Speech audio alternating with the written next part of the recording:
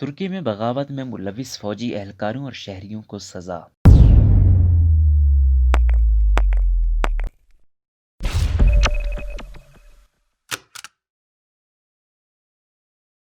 سزا کا سامنا کرنے والے افراد پر سال 2016 میں صدر رجب طیب اردوان کی حکومت کے خلاف بغاوت کا الزام عائد کیا گیا ہے۔ ترکی میں عدالت نے سال 2016 میں ہونے والی فوجی بغاوت میں ملوث ہونے کے الزام کا سامنا کرنے والے سینکڑوں فوجی اہلکاروں اور شہریوں کو سزا سنا دی ہے۔ یہ سزا جمعرات کے روز سنائی گئی۔ سزا کا سامنا کرنے والے افراد پر سال 2016 میں صدر رجب طیب اردوان کی حکومت کے خلاف بغاوت کا الزام عائد کیا گیا ہے۔ خبر رساں ادارے ایسوسی ایٹڈ پریس کے مطابق ان 475 افراد کے خلاف گزشتہ 3 سال سے قانونی کارروائی جاری تھی، جن میں کئی جنرلز اور جنگی طیاروں کے پائلٹ بھی شامل ہیں۔ ان افراد پر فوجی بغاوت، اہم حکومتی عمارات پر حملے کرنے کا الزام عائد کیا ہے، جن میں ترکی پارلیمنٹ کا ایک حصہ بھی شامل ہے۔ یہ مقدمہ امریکہ میں مقیم مذہبی رہنما فتح اللہ گولن کے نیٹ ورک سے مبینہ تعلق رکھنے والے افراد پر چلائے جانے والے 2 مقدموں میں سے ایک تھا۔ فتح اللہ گولن پر انقرہ کی جانب سے ناکام بغاوت کی سازش کرنے کا الزام عائد کیا جاتا ہے۔